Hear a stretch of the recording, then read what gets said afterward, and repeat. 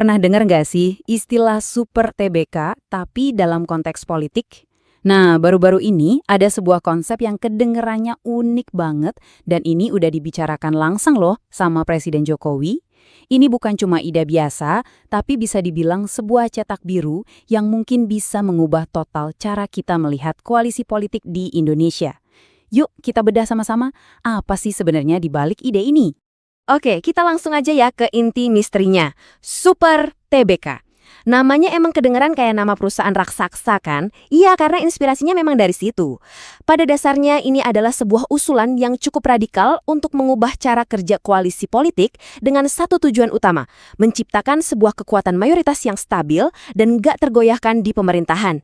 Nah, yang penting banget untuk kita pahami di awal, ide ini bukan tentang bikin satu lagi partai politik baru. Justru kebalikannya, ini tuh soal menciptakan sesuatu yang jauh lebih strategis yang idenya dipinjam langsung dari dunia bisnis, yaitu sebuah partai induk atau holding party. Di sini nih, kita bisa lihat bedanya secara langsung. Kalau di kolom kiri, itu model partai baru yang konvensional. Sebuah entitas yang harus berjuang dari nol, bersaing merebut suara, dan risikonya tinggi banget buat gagal. Sekarang bandingkan sama konsep partai induk di kanan. Dia nggak ikut bersaing, tapi justru mengkonsolidasikan, menyatukan kekuatan partai-partai yang udah ada. Modelnya meniru holding BUMN yang udah terbukti berhasil. Nasihat penting dari politisi senior, Ridwan Hisyam, buat Presiden, ini bukan asal bicara loh. Pendapat ini punya akar yang kuat berdasarkan pelajaran berharga dari sejarah pemilu pertama kita di Indonesia. Sebuah pelajaran yang nunjukin betapa susahnya, bahkan hampir mustahil, untuk meraih mayoritas absolut. Oke, supaya kita paham banget kenapa ide partai induk ini bisa muncul, kita perlu flashback sebentar. Kita harus kembali ke tahun 1955. Ini adalah momen pemilu pertama di Indonesia, di mana ambisi besar dari seorang Bung Karno harus berhadapan dengan kenyataan politik yang dampaknya masih terasa sampai sekarang. Sejarah ini adalah kuncinya. Visi Bung Karno waktu itu sebenarnya sangat jelas. Beliau ingin ada satu partai yang super dominan untuk menjamin negara ini stabil. Jadi nggak ada lagi tuh gejolak politik yang terus-terusan. Dan harapannya PNI bisa jadi kekuatan tunggal yang memimpin. Tapi kenyataannya gimana? Coba deh kita lihat sama-sama diagram ini. PNI memang jadi pemenang, tapi lihat angkanya cuma 30%. Jauh banget dari kata mayoritas. Kekuatan politik itu malah terbagi-bagi di antara 4 partai besar. Nah, landscape politik yang terfragmentasi inilah yang jadi awal mula masalahnya. Jadi, poin utamanya adalah fragmentasi ini. Akibatnya ya pemerintahan jadi pecah, kabinet jatuh bangun terus-menerus, dan kondisi politik jadi nggak stabil. Dan persis, inilah masalah mendasar dari masa lalu yang coba dipecahkan oleh konsep partai induk di masa kini. Pertanyaan retoris yang kuat ini jadi fondasi historis dari seluruh argumen ini. Logikanya kan sederhana banget ya. Kalau seorang Bung Karno, proklamator yang begitu dicintai rakyatnya, nggak bisa bikin partainya dapat 50% suara, gimana mungkin orang lain bisa?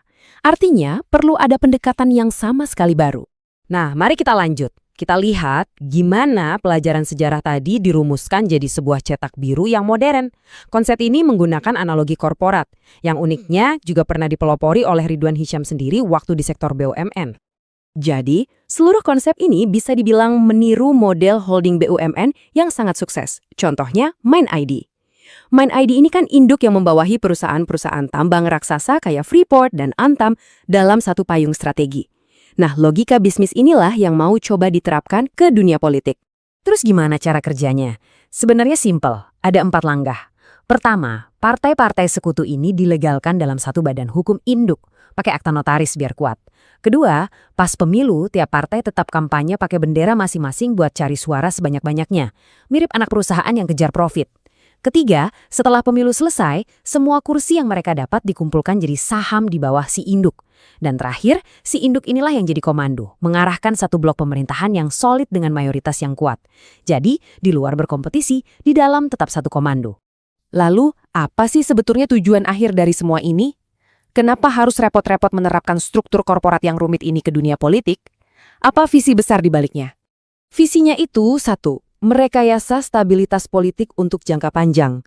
Jadi, tujuannya mengubah koalisi yang kadang sifatnya sementara dan gampang goyah, menjadi sebuah kekuatan politik yang solid, bersatu, dan permanen, karena diikat oleh sebuah struktur hukum yang jelas. Nah, dari semua penjelasan tadi, kita sampai pada satu pertanyaan penutup yang cukup provokatif. Setelah melihat argumen sejarah dan cetak biru mekanismenya, pertanyaannya tetap sama. Mungkinkah meminjam sebuah konsep dari dunia bisnis benar-benar jadi kunci untuk mengamankan masa depan politik bangsa ini? Sebuah pertanyaan yang menarik untuk kita renungkan bersama.